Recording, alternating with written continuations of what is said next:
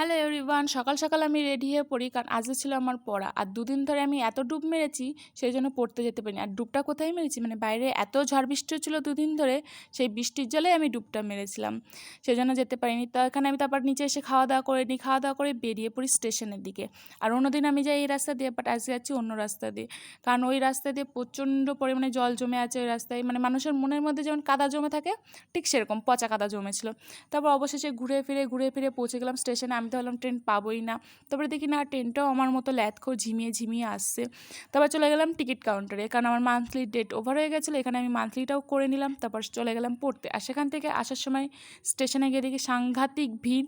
তারপরে দেখি না, ট্রেনটা একটু লেট ছিল। তারপরে একটা বাচ্চা ছেলে আমার পায়ে করে দেয় বমি, মানে বুঝতে পারছো কপাল খারাপ হলে যা হয়।